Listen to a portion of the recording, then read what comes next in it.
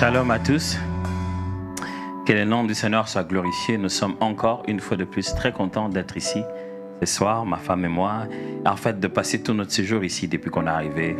Vraiment que le Seigneur vous bénisse. On est très touchés par l'hospitalité, l'attention qu'on nous accorde. Merci pour le moindre petit détail qui est en notre faveur et comment vous nous traitez. Merci vraiment. Merci beaucoup.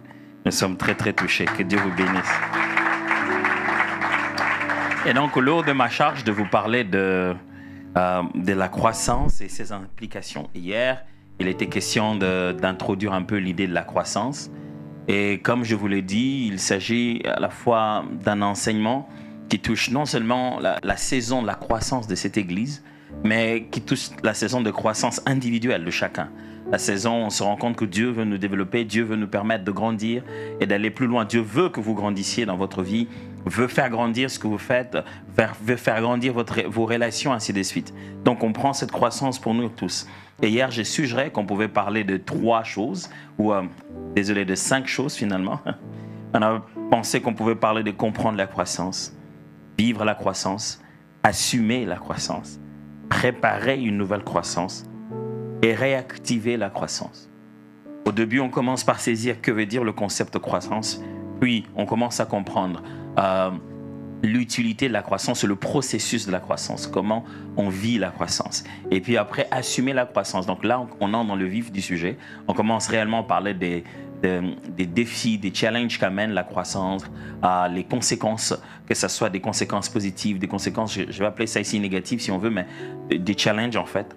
Et puis après, préparer une nouvelle croissance. Parce qu'après, il y a des croissances qui nous arrivent et il y a des croissances qu'il faut faire arriver. Il y a des choses qui nous arrivent et on ne sait pas comment on en est arrivé là. Mais après, demain, il faut les reproduire. Il faudra maîtriser la formule et comprendre comment les choses se passent. Maîtriser tout ce qui est au niveau de l'humain pour savoir comment ça se passe. Vous savez, quoique la pluie, Élie l'a fermé par une bruyère. Il a fermé le ciel et il n'y avait plus de pluie. Au moment où on devait réactiver la pluie, il savait ce que lui devait faire au niveau humain. Et chaque fois qu'il avait sa tête entre ses jambes en train de prier, il demandait au serviteur d'aller voir de temps en temps. Il savait qu'il était en train de pousser à un niveau et il attendait les résultats à l'autre. Des fois, on néglige en fait la responsabilité humaine dans la manière de faire fonctionner les lois spirituelles. Bon, ce n'est pas vraiment le moment. Et on a dit qu'on allait parler aussi de réactiver la croissance parce que puisqu'on est des êtres humains, qu'on parle de la croissance, il est possible qu'au bout d'un moment, on se rende compte que on ne grandit plus comme avant ou bien la vitesse est perdue. Comment faire lorsque l'élan de la croissance, le rythme de la croissance est perdu? Comment faire pour le reprendre, les récupérer et se remettre à grandir à nouveau? Hier alors, nous nous sommes dit de façon assez... je pense que ma définition d'hier était très fataliste. Mais le but, c'était de nous montrer en fait combien important est-ce. La croissance, je l'ai définie comme l'étape qui sépare la naissance de la mort. Parce que lorsqu'une chose naît, elle naît pour grandir. Après avoir grandi, elle arrive à son phase finale qu'on appelle la détérioration. Et elle va mourir. Et je vous ai dit qu'il ne faut pas prendre le terme mourir de la mauvaise manière en fait. Parce que la Bible, dans le langage biblique, dans le langage hébraïque biblique, l'idée de la mort n'est pas une idée de sécession de vie. Ce n'est pas une idée de cessation de vie, une idée de stop. C'est une idée de stop d'un endroit, mais de redémarrage de l'autre. Donc, on meurt du ventre de sa mère pour sortir et vivre ce monde-ci. On meurt de ce monde-ci pour accéder à l'éternité. En fait, l'idée de la mort dans la Bible, c'est pour donner une naissance. C'est pourquoi la sémence meurt au sol et donne des fruits. Et il fallait que Jésus-Christ meure pour nous donner la vie. Alors, l'idée de la mort, c'est généralement le passage d'un appel, d'un niveau à un autre, en fait, en réalité. On n'est pas dans ça aujourd'hui. J'ai aussi dit que la croissance, eh bien, c'est en fait le résultat d'une bonne santé. Parce qu'on est en bonne santé, qu'on grandit bien. Lorsqu'une relation est en bonne santé, on sent le développement. Lorsqu'une famille est en bonne santé, lorsqu'elle est dysfonctionnelle, on sent qu'il y a un problème. Et il en est ainsi de notre corps, de nos églises et de nos entreprises. J'ai aussi insisté que l'on grandit selon ce que l'on mange, n'est-ce pas? De quoi on se nourrit, qu'est-ce que l'on absorbe, qu'est-ce qui nous constitue, qu'est-ce que l'on consomme. Et c'est là, du point de vue de la qualité, de la quantité et de la fréquence. Est-ce que l'on mange? Combien de fois on le mange et à quelle quantité on le mange. Donc, l'on devient ce que l'on consomme. Et je le dis hier, on se donnait un exercice d'aller d'un texte à un autre pour aller comprendre l'idée de la croissance. Et j'ai fini le message d'hier en donnant 5 bases. J'en ai donné que 4 et je promis que la 5e base commencera aujourd'hui pour qu'on continue la suite du message. J'ai dit premièrement qu'il existe 2 types de croissance dans l'Église, puisqu'on parle principalement de la croissance de l'Église. Il y a la croissance dite quantitative et la croissance dite qualitative. La croissance donc horizontale, qui veut dire beaucoup plus de gens, et la croissance donc verticale, qui veut dire plus de qualité dans les individus. Il y a un nombre qui s'accroît et il y a une qualité, une intimité qui grandit. Alors, j'ai aussi dit hier que la croissance qualitative et la croissance quantitative peuvent et doivent vivre de pair. Donc, on ne doit pas choisir l'un au détriment de l'autre. S'il y a plus de gens, ça ne signifie pas qu'il y aura moins de qualité. Donc, ces 2 choses doivent aller de pair. Et je vous ai montré dans la Bible que c'est comme ça toujours que Dieu en parle. Jésus est venu pour nous sauver de la mort et du péché et nous sauver en aussi grand nombre que possible. Il ne s'est dit pas, je suis venu que pour 2, ça me suffira. Non, il est venu pour prendre le maximum que possible. Il veut un grand nombre de bonne qualité. Et j'ai aussi dit hier que la croissance de l'Église n'est pas égale à la compromission doctrinale ni spirituelle. C'est-à-dire que ce n'est pas parce qu'on devient plus nombreux que ça veut dire qu'on s'est compromis dans des bêtises ou bien qu'on a dilué l'évangile. La masse ne signifie pas qu'on est en train de suivre quelque chose de farfelu. Non. Jésus, je vous l'ai prouvé hier, il ne disait pas toujours de choses que tout le monde aimait, mais il était suivi des masses. Et le nombre n'implique pas directement que quelqu'un s'est compromis. Enfin, j'ai aussi dit que la fidélité d'une église n'exclut pas sa croissance. Parce qu'on a tendance à croire qu'être fidèle, c'est faire ce que l'on faisait hier. En effet, mes amis, la fidélité, ce n'est pas le fait que, voilà, hier, je faisais ça, aujourd'hui je le fais, demain je le fais encore. Non, ce n'est pas ça la fidélité. La fidélité, ce n'est pas se dire, ah tiens, cette église qu'on commençait, vraiment, on dormait en même le sol quand on priait. Pourquoi on n'arrive pas à dormir au sol? Parce qu'on est dans un bâtiment où on a le carrelage qui ne permet pas de dormir au sol. Ou bien on est dans un bâtiment où les places sont en forme de théâtre, donc on n'a pas d'espace pour pouvoir dormir en même le sol. Mais voilà, non, on a perdu quelque chose, on n'est plus fidèle à ce que le Seigneur nous voulait. La fidélité ne signifie pas garder la constance avec l'ancienneté. La fidélité veut dire garder la valeur primaire malgré les différentes circonstances.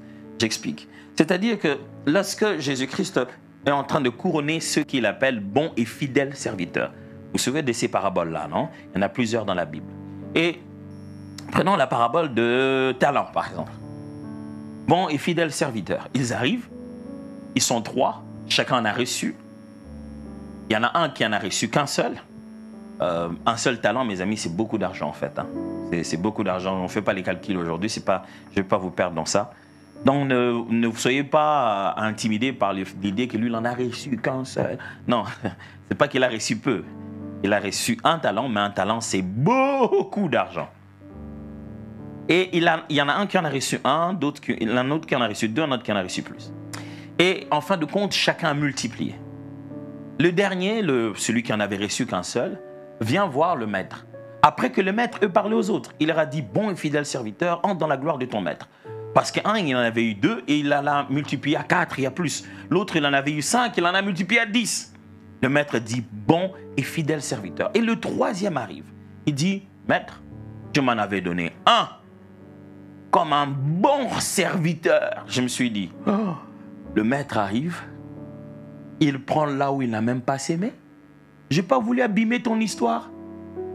Je me suis dit que c'est toi qui m'as donné, je vais garder ça jalousement. Tiens, j'ai même pris ça. J'ai caché ça même le sol. Je me dis, je garde ça, il arrive. Regarde, c'est exactement ce que tu m'avais donné. Et malheureusement, c'est comme ça que certaines personnes définissent la fidélité. Le fait d'avoir gardé jalousement ce qui nous a été donné hier. Et le maître utilise un terme incroyable. Très rarement, Jésus emprunte les termes liés à la banque et dit que le maître dit, dans la parabole de Jésus, lui dit, pourquoi n'as-tu même pas pris mon argent, l'ai donné à la banque pour que je le retire demain avec des intérêts? Ah! Jésus parle comme un banquier. Jésus, le maître, il a retrouvé son talent, non? C'est ce qu'il avait donné. Non, non, non, non, non, non, non. Mon talent hier et mon talent aujourd'hui, ça ne vaut plus la même chose. Un aujourd'hui et un demain, ça ne vaut plus la même chose.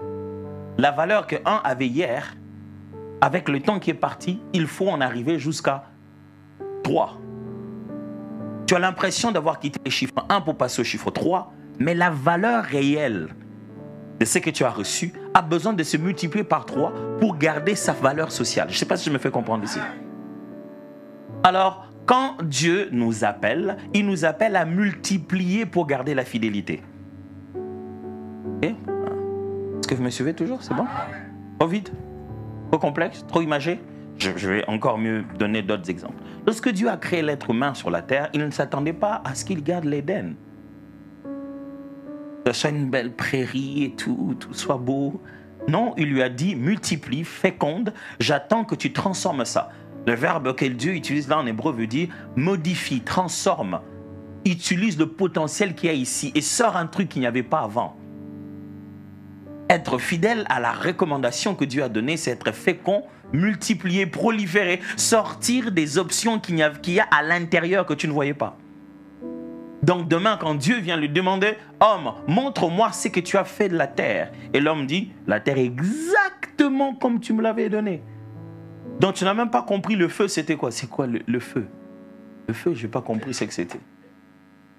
Mais en fait, en réalité, la fidélité, c'est de rester constant avec Dieu, garder la même valeur qu'il nous a donnée, mais dans un autre temps. Et quand on garde cette valeur-là, dans un autre temps, dans un autre espace, ça ne donne plus le même résultat. Ça va? Je donne un autre exemple, peut-être vous allez mieux comprendre. Je vous donne... vous avez 10 €, ok? Et vous allez en Angleterre. Vous pensez que vous pouvez acheter... Avec 10 €, vous aurez la valeur même de 10 € en Angleterre? Est-ce que tous 10 € font 10 pounds? Vous voyez que ce n'est pas ça, n'est-ce pas? C'est-à-dire que vous êtes dans une autre réalité, dans un autre système. C'est-à-dire que vous ne devez pas garder, vous dire, je garde mes 10 € même quand je vais en pounds. Tu te dis, non, peut-être que si je dois garder la valeur de mes 10 € en pounds, ça doit peut-être devenir 13 €. Ce n'est plus 10. Mais si je vais garder la valeur de mes 10 € en pounds, ça devient 13 €. La fidélité, c'est d'obéir à Dieu et de garder la valeur de ce qu'il t'a donné dans le temps. C'est-à-dire, le temps va t'obliger à proliférer, à grandir, à multiplier. Mais ce que tu gardes là, c'est exactement ce que Dieu t'avait donné. Mais chaque temps qui change, ça change le visage de la valeur, la chose que tu as reçue. Ça va? Exactement. Sinon, la croissance n'a pas son sens. Sinon, toute sémence devait rester sémence et ne jamais devenir un arbre. Parce que la sémence, ce n'est pas un arbre. Parce que l'arbre, ce n'est pas le fruit. Et la fidélité, c'est faire entrer dans ce processus de faire grandir. Et imaginez, dans cette parabole dont je fais mention ici, le maître dit, écoute, j'aurais encore préféré que tu ne travailles pas, que tu prennes mon argent, tu aies donné ça. Et vous savez, à l'époque, les banquiers, les prêteurs sur gage n'avaient pas bonne réputation, vous savez. Mais il a dit, je préfère encore que tu aies donné ça à quelqu'un. Il dit, écoute, je te donne ça, travaille avec cet argent et après 1 année, après 3 ans, après 6 mois, donne-moi un peu plus. Il dit, je veux ses intérêts. C'est drôle de voir que Dieu est en train de nous dire qu'il veut ses intérêts. Il veut des dividendes. Il veut plus que ce qu'il nous a donné. Quand il revient, il veut nous trouver avec plus que ce qu'il nous avait donné. Il veut nous trouver avec plus de maturité, plus de personnes, plus de fonctionnement. Il veut nous trouver avec plus. Et donc, le fait d'avoir plus, le fait de grandir, de s'étendre, n'est pas de l'infidélité. L'infidélité, c'est qu'il revienne demain et tu lui dis, je fais toujours la même chose hier.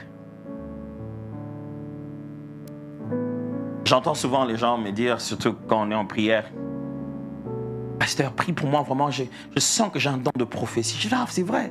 Oui, chaque fois quand je prie, je sens que mon oreille fait... Peut-être c'est un déséquilibre de gestion de ta pression corporelle. Quand tu cries... Oui, mais pasteur, moi, je sens que j'ai un don de guérison. Quand je prie, je sens mes mains devenir chaudes. Peut-être que tu les as trop tapées pendant la prière. Parce que ça fait 5 ans, mon ami, que ton oreille fait... Il y a un problème de connexion. Pourquoi tu n'entends pas toujours? Mon frère, ça fait 10 ans que tes mains chauffent. Pourquoi les gens ne sont pas toujours guéris? Du coup, on devient si heureux d'avoir les mains chaudes et d'avoir les oreilles, les tympans qui sont presque sous le point de s'éclater. On ne veut même pas entendre Dieu. Et on ne veut même pas grandir dans le prophétique. On ne veut même pas grandir dans l'exercice des dons de puissance. On ne sait même pas quelle est la prochaine étape. On se réjouit de ça. Moi, je me souviens, on priait pour nous. On me disait que j'ai reçu un don spirituel, que j'ai reçu un don de prophétie ce jour-là. Dès qu'on a prié pour moi, j'ai senti mes oreilles faire... Ça fait 14 ans. Peut-être que tu devais aller voir un Norel qui a un problème avec tes oreilles et que ce n'est pas spirituel. Pourquoi tu n'as pas grandi?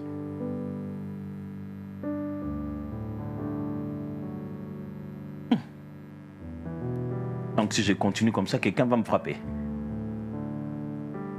Je suis désolé, je vais continuer.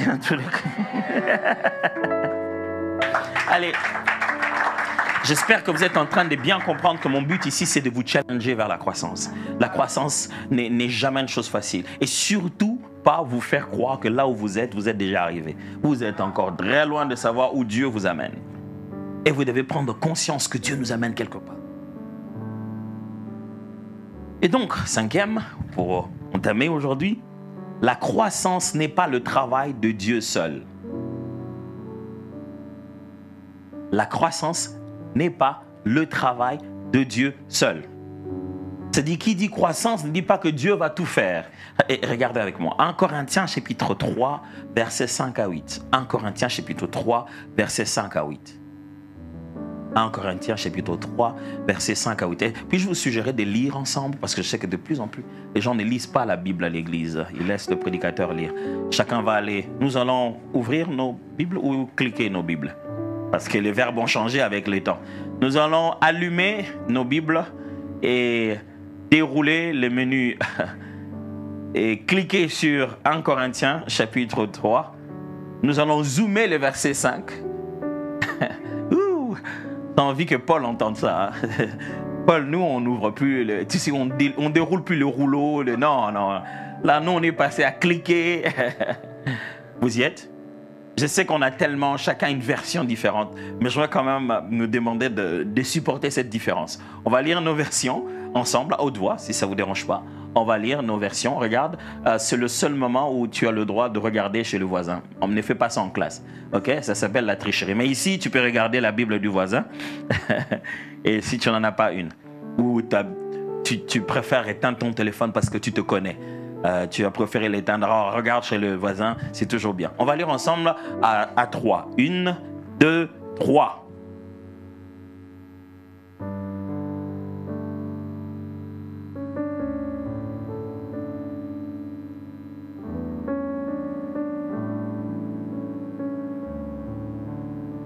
Jusqu'à 8, oui.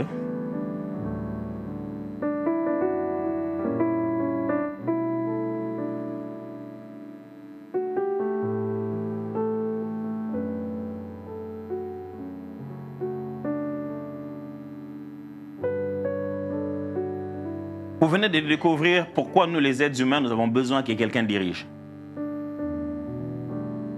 Parce que si nous tous on le fait simultanément, c'est spectaculaire. Vous avez senti, hein? Tout le monde a fini, mais il y a d'autres qui avaient fini depuis. Et il y a d'autres qui ont même abandonné. Dès qu'on a commencé, ça faisait tcha, non, il abandonne. Il y en a même certains qui ont sont dit, je ne vais pas lire, ça va faire trop de bruit. Qu'est-ce donc Apollos? Et qu'est-ce que Paul? C'est Paul qui est en train de parler aux Corinthiens parce qu'il a trouvé qu'il devenait charnel.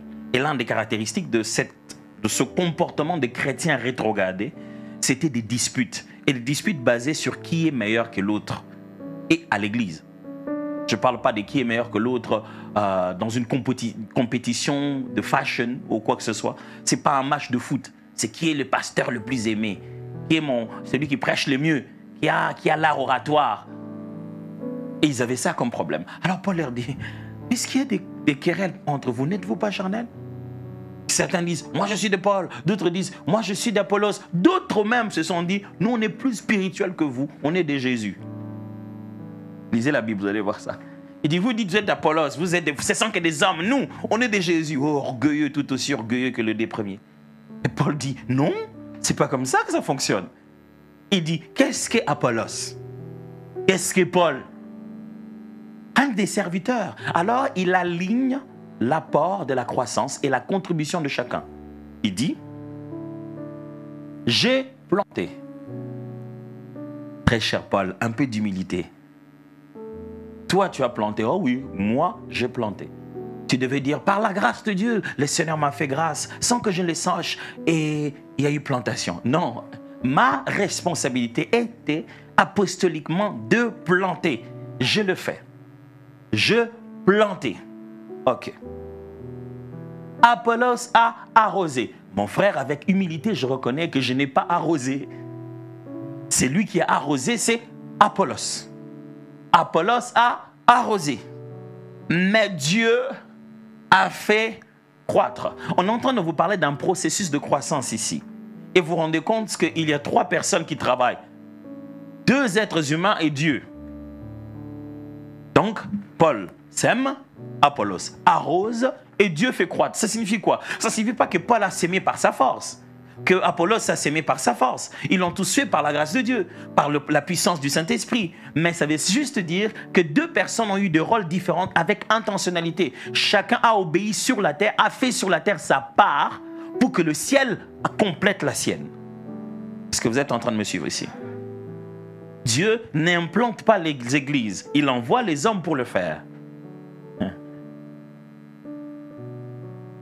Non mais pasteur, Dieu lui-même il est capable d'implanter les églises. Non, non, non, non, non, il envoie des hommes pour implanter les églises. C'est comme ça qu'il le fait. Ce n'est pas un problème de capacité, c'est un problème de fonctionnement. C'est comment ça opère. Dieu ne vient pas pour sauver les hommes comme ça. Il doit se faire chair, devenir homme, parce que le salut des hommes passe par les hommes. Au point que même lui, pour sauver les hommes, devrait se faire homme. Il respecte sa parole et le système de fonctionnement dans lequel il a mis l'univers. Donc, si on doit avoir croissance quelque part, il doit avoir un Apollos qui vient arroser quelque chose qu'un autre Paul a sémé et Dieu alors fera croître. Alors, j'ai une question pour vous, Philacité des adorateurs. Avez-vous sémé? Avez-vous arrosé?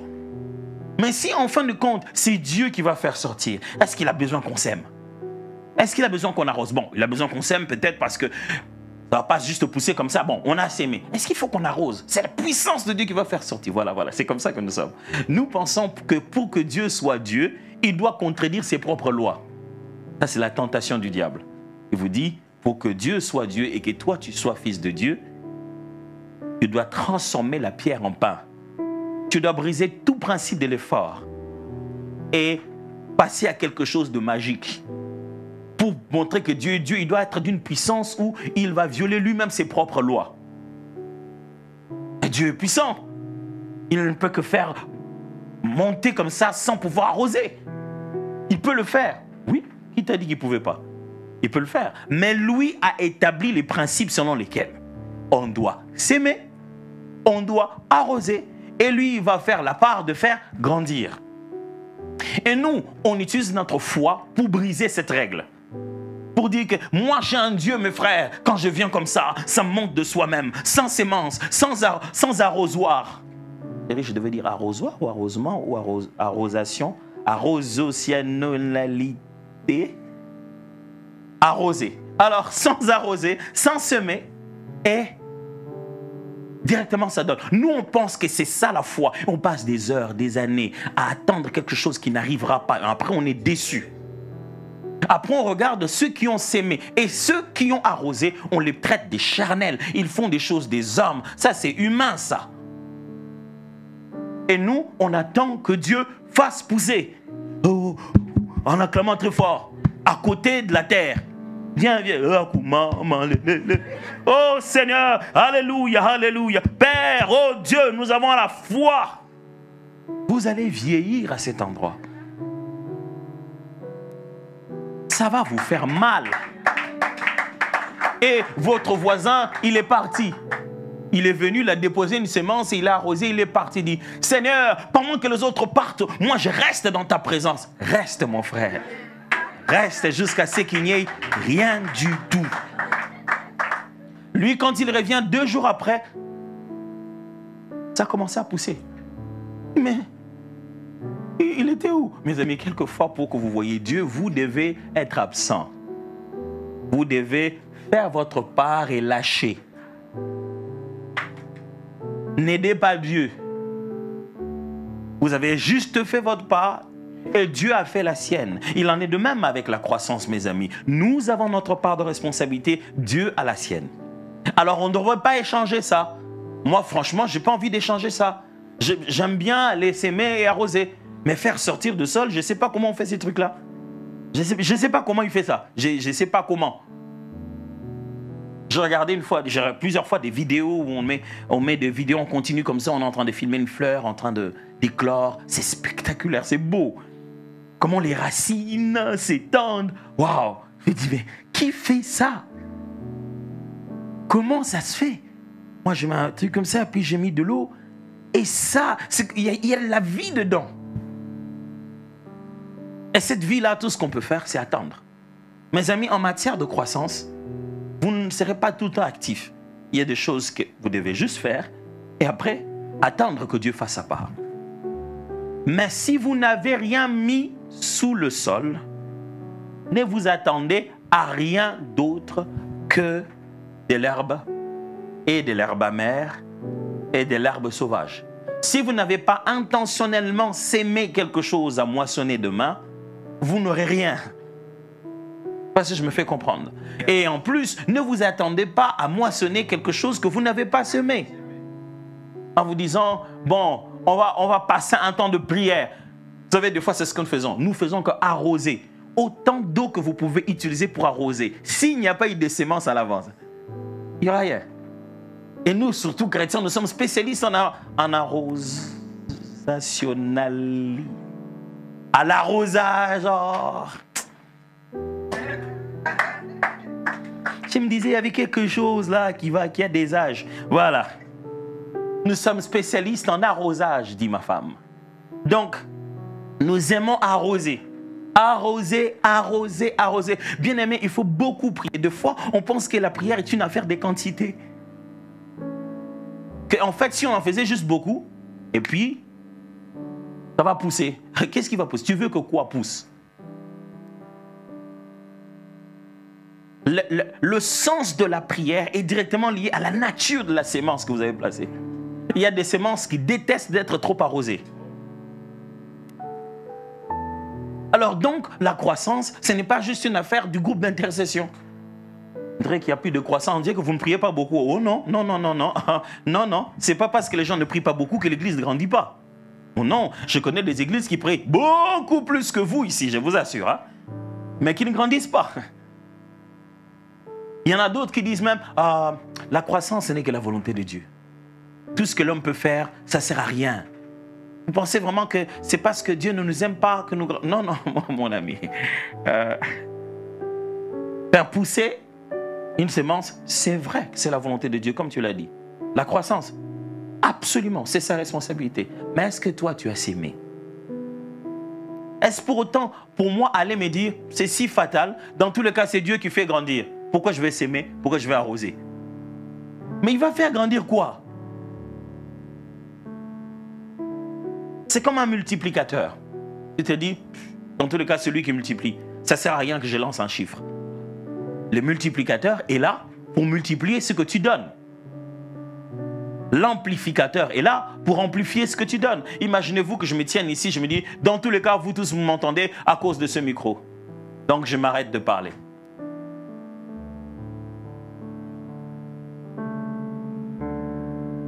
Vous voyez, vous ne savez plus répondre à ce que j'ai dit.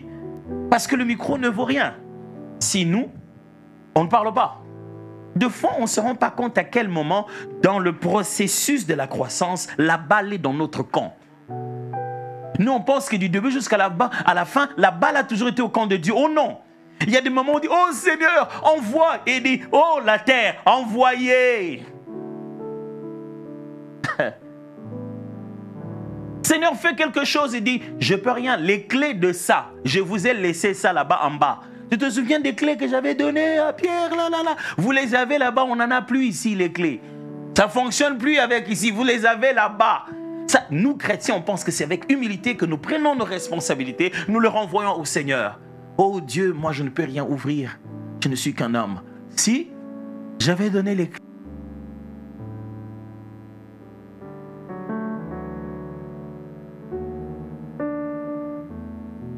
Ça va?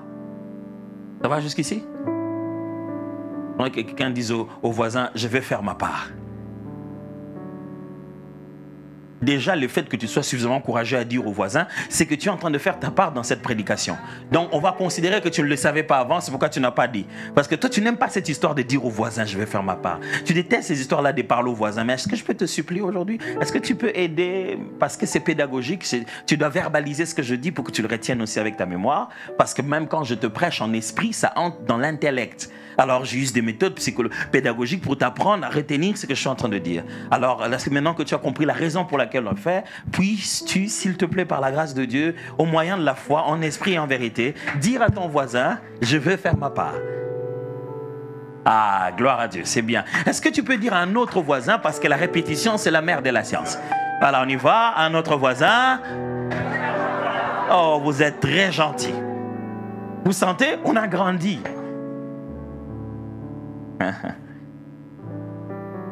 Maintenant qu'on a compris ensemble qu'est-ce que c'est que la croissance, ce que je viens de vous dire pour l'Église vaut pour tout le monde.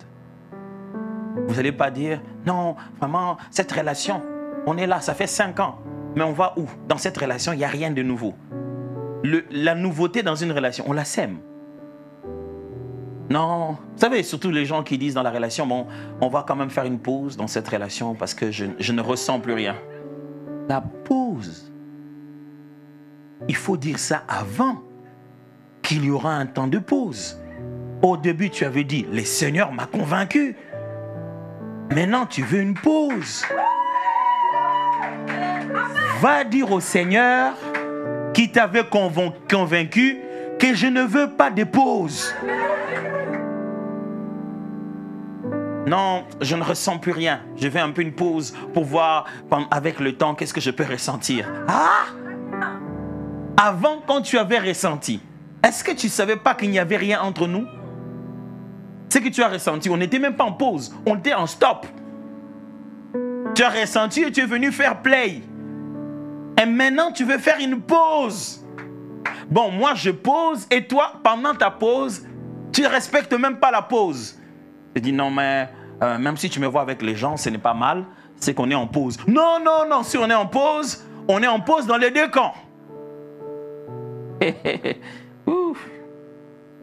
Alors, si on veut que la relation grandisse, il faut aussi s'aimer et aussi arroser. Si tu as l'impression que tu ne ressens plus rien, il faut s'aimer et arroser et laisser Dieu faire croître. Non, vraiment, je sais plus, mais ces derniers temps, je ne ressens plus rien. C'est peut-être toi qui as perdu des sensations. Qui te dit que c'est moi? Pourquoi tu penses que c'est moi? Qui sent? C'est toi, non? Et toi, tu ne sens plus. Donc, c'est toi qui as un problème. On va te faire soigner. Au lieu que tu fasses faire à toute la relation une pause, soigne-toi. Assieds-toi un moment, dis-toi, bon, ok, je pense que j'ai besoin d'un petit moment de prière, prie pour moi. Mes amis, une relation ne s'améliore pas au jour le jour, juste parce qu'on est là ensemble. à force de rester au même milieu. Ah, je t'aime encore plus. Plus de temps passe, plus ça devient... Vous savez, la relation, c'est pas du vin, quoi. Et pas plus de temps passe, plus ça devient... Ça fermente. Non, il faut intentionnellement s'aimer dans cette relation pour que son goût devienne meilleur. Ça fait 3 ans que vous êtes ensemble, vous vivez votre relation en télétravail. Même pas un peu de présentiel. Tout se fait par « j'ai appelé, ça va ? C'est bon, on se voit à l'église, tu vois, on se voit au culte, on va se parler à la fin, ok, je vais te raccompagner à la gare. » Comment tu peux mener une vie comme si tu étais son Uber?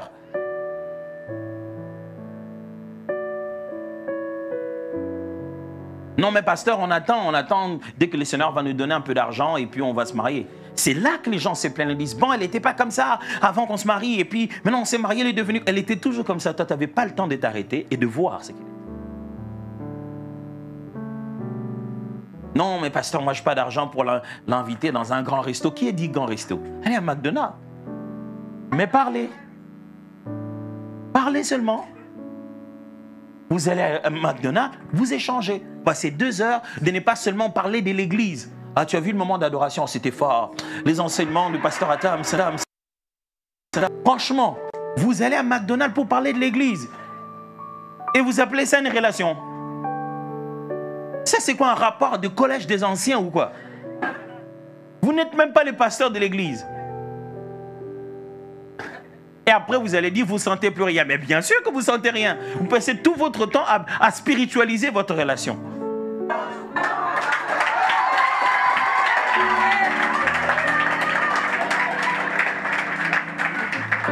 Je crois que j'ai atteint le summum de la prédication d'aujourd'hui.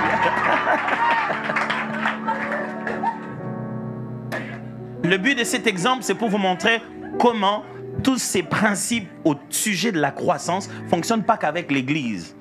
Ça fonctionne avec toutes les autres réalités de notre vie et tous les autres aspects de notre vie.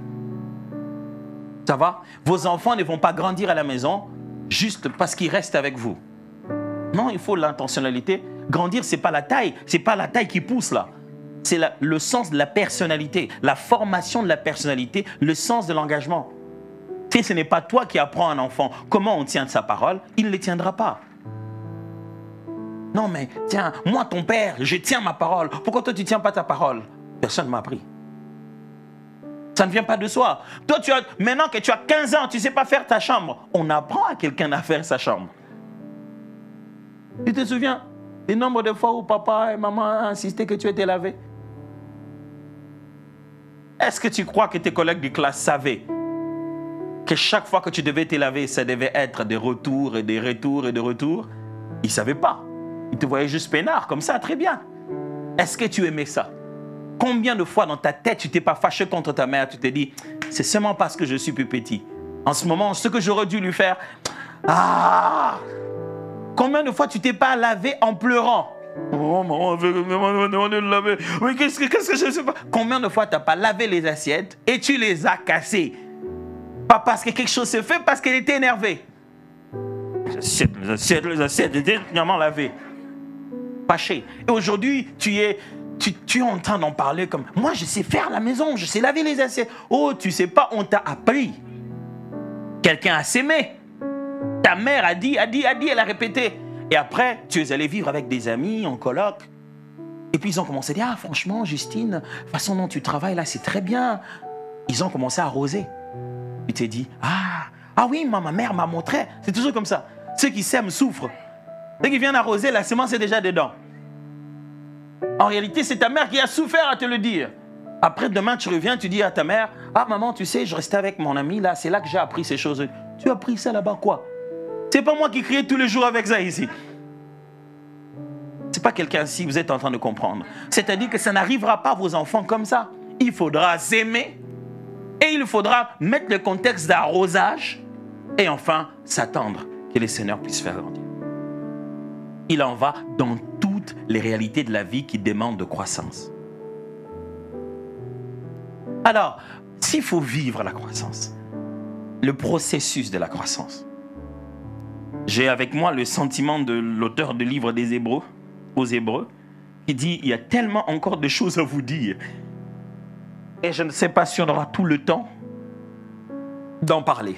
Mais je juge utile, je pense que ce que Dieu me fait dire est utile. Alors, pour bien comprendre l'utilité de la croissance, donc j'ai revu ma pédagogie parce qu'il y a beaucoup de matières, j'essaie de les concentrer. Pour bien saisir l'utilité, le sens de la croissance, vous devez le chercher dans 5 caractéristiques ou dans 5 domaines en particulier. On peut en développer plus, vous savez, moi, c'est la limite de mon ignorance que j'étale ici. Donc, il y a 5 domaines en particulier dans lesquels vous pouvez rechercher les indices de la croissance dans une église. Premièrement, la maturité de membres. Deuxièmement, le développement de l'organisation. Donc, quand je parle de l'organisation, c'est pas l'administration seulement, mais c'est l'institution en fait. Comment cette institution dite église s'est développée? Est-elle devenue juste une association? A-t-elle ouvert des écoles? Comment l'institution se développe? Je dis la maturité des membres, c'est-à-dire comment les gens qui viennent grandissent en esprit, deviennent plus matures, se préparent et deviennent comme Christ. 2, je parlais du développement de l'organisation, comment ça commence avec 2-3 personnes, demain c'est capable d'atteindre les mondes entiers et de transformer plusieurs vies. Et 3, la multiplication des leaders, c'est-à-dire qu'à l'intérieur, combien d'autres têtes se sont multipliées à part l'homme de Dieu, l'homme de feu. C'est-à-dire que ce n'est pas... Combien d'autres personnes ont été capables de diriger et d'influencer aussi les autres. On suit toujours.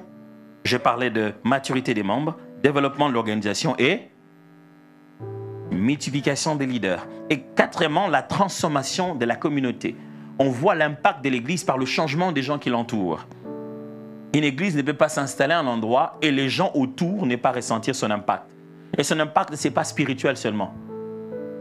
Non, c'est-à-dire que la communauté doit profiter de vos œuvres. La foi doit s'exprimer par les œuvres. Alors, une église grandit lorsqu'elle commence de plus en plus à avoir les moyens et les capacités, la stratégie de donner de l'impact dans la communauté. C'est-à-dire, si l'autorité, je ne sais pas moi, je ne connais pas très bien l'administration française, mais l'autorité des tutelles dans ce cercle se sent obligée et mis sous pression de fermer l'église si la cité des adorateurs, chose qui n'arrivera pas. Mais imaginons ça, il se sent sous la pression. Et il veut venir fermer. Qu'est-ce que vos voisins vont dire pour vous défendre? Vont-ils dire, ah tiens, oh enfin, arrêtez-nous ces bruits là, oh là là. Ou ils vont dire, si vous fermez cette église, c'est que vous avez fermé l'école. Si vous fermez cette église, c'est que vous avez fermé aussi ça, et ça, et ça, et ça, et ça, dont bénéficie notre communauté. Ça, c'est ce qui démontre la croissance d'une église. Ça s'appelle la transformation de la communauté. Et enfin, ce qu'on appelle la conscience collective du retour du Christ.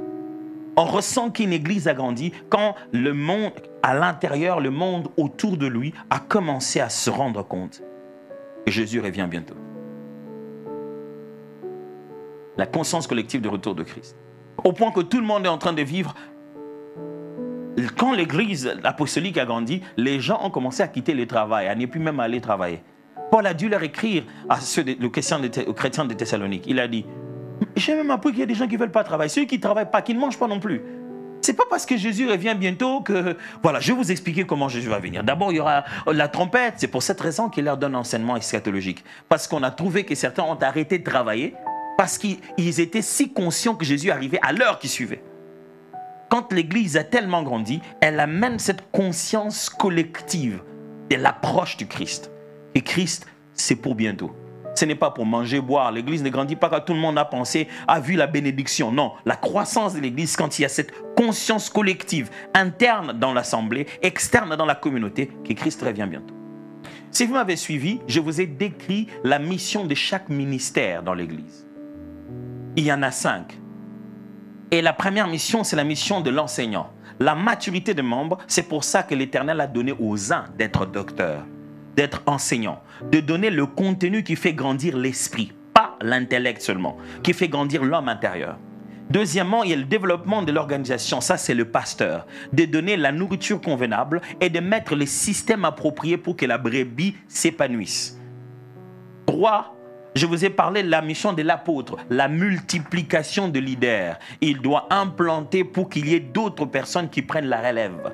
4, je vous ai parlé de la mission de l'évangéliste. Il va transformer la communauté. Il va donner la bonne nouvelle. Parce qu'elle n'est pas qu'une parole, elle est une réalité. Il y a une bonne nouvelle pour celui qui ne va pas à l'école. Il y a une bonne nouvelle pour celui qui ne trouve pas à manger. Et ce n'est pas « donne ta vie seulement au Seigneur Jésus ». Parce que la Bible, Jésus disait à ses apôtres, d'eux sont vivants sur la terre, quand il était encore là, il leur disait « donnez-leur vous-même à manger ». Et 5, j'ai parlé à la conscience collective du retour de Christ. C'est ça le rôle prophétique, le rôle du prophète. Le rôle du prophète, ce n'est pas de donner des messages personnels, mais c'est de faire comprendre aux gens que nous allons vers la fin. C'est le message du prophète, c'est de rappeler le jugement et la droiture sur la voie de Dieu et l'accomplissement de ses promesses. Ce que je viens de vous expliquer, ce sont les différentes formes, on aime appeler ça des ministères. Mais la Bible n'utilise pas le mot ministère pour ça. La Bible utilise plutôt le mot ministère pour ce que nous, chrétiens, nous faisons. Il appelle ceci, il dit seulement que ce sont des dons. Il a donné aux uns d'être apôtres, aux autres d'être pasteurs, évangélistes, docteurs, pour le perfectionnement de saints en vue de l'œuvre du ministère. C'est-à-dire pour que le saint grandisse, c'est-à-dire les membres de l'Église grandissent et que les membres de l'Église exercent le ministère. Mais eux, ce sont les ministres. Ce ne sont pas les ministères. Compris la nuance? Je répète. Alors,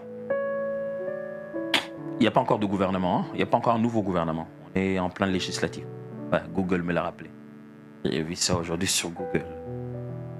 Alors, vous savez comment s'appelle le ministre de l'Intérieur ici? Vous avez un ministre de l'Intérieur. Je préfère ne pas prononcer. Mais ça vous Darmanin. Ok. J'ai réussi. Alors, il n'est pas le ministère de l'Intérieur, il est le ministre de l'Intérieur. Le ministère de l'Intérieur, il y a beaucoup de services dedans. Je ne sais pas pour vous si c'est la même chose, mais chez nous, le ministère de l'Intérieur, il y a la police dans le ministère de l'Intérieur. C'est sous le tutelle de la police. Les frontières, c'est dans le ministère de l'Intérieur. Le gouvernorat, le système de l'administration du pays, c'est dans le ministère. Je ne sais pas comment ça fonctionne chez vous. Donc le ministre n'est pas gouverneur. Le ministre n'est pas policier. Mais il est ministre, c'est lui qui dirige ce système-là. Mais les ministères fonctionnent non pas par le ministre. Il y a des agents du ministère. Alors Dieu a donné 5 ministres pour faire fonctionner des ministères. Vous suivez très bien? C'est-à-dire, ce n'est pas à eux d'exercer ça, c'est à eux d'entraîner les gens et de fixer, comment je veux dire, ils sont les garants de la description de tâches de ce ministère-là. Ils entraînent les gens à travailler là-dedans, ils s'assurent de la bonne santé de ces choses-là. Ok?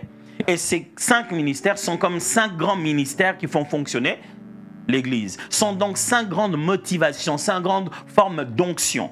En réalité, quand vous étudiez dans la Bible, ce n'est pas un titre. Ce n'est pas pour qu'on t'appelle pasteur, prophète. Non.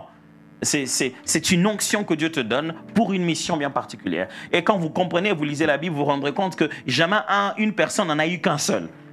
Il y en a un qui est fondamental et l'autre qui est auxiliaire. Et il y a même d'autres qui se manifestent dans près des saisons et d'après la disponibilité et les espaces où tu te trouves. C'est-à-dire que tu peux te trouver un endroit où tu fais l'œuvre de l'évangéliste. C'est-à-dire que ce n'est pas ton appel fondamental, mais Dieu t'équipe pour pouvoir entraîner les gens dans ce domaine-là parce que c'est le don le meilleur, c'est-à-dire le don le plus utile dans le contexte. Beaucoup trop de choses en même temps? Ça va, ok, c'est bon. Vous savez qu'il ne faut pas faire pécher votre voisin. S'il dort, il ne faut jamais lui demander s'il dort. Sinon, il va dire non, il ne dort pas. Et il aura péché à l'église de nous mentir à nous tous. Ce qui me fait toujours rire, c'est quand tu le touches pour lui dire qu'il dort, il agite ses jambes. Pour te dire, j'ai dormi pas. Il était très loin, très parti depuis longtemps. Ça va jusqu'ici? Alors, j'ai une question à vous poser ici, à la Cité des Adorateurs. Où en êtes-vous avec la maturité de membres? Quel est le système de la maturation des membres? Quel est le moyen et le mécanisme du développement de l'organisation appelée Cité des Adorateurs? Où en sommes-nous avec la multiplication des leaders?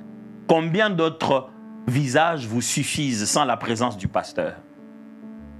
Où en sommes-nous avec la transformation de la communauté? Ceux qui sont autour de vous bénéficient comment? Pas seulement de la prédication, bénéficient comment? De l'amour de Dieu.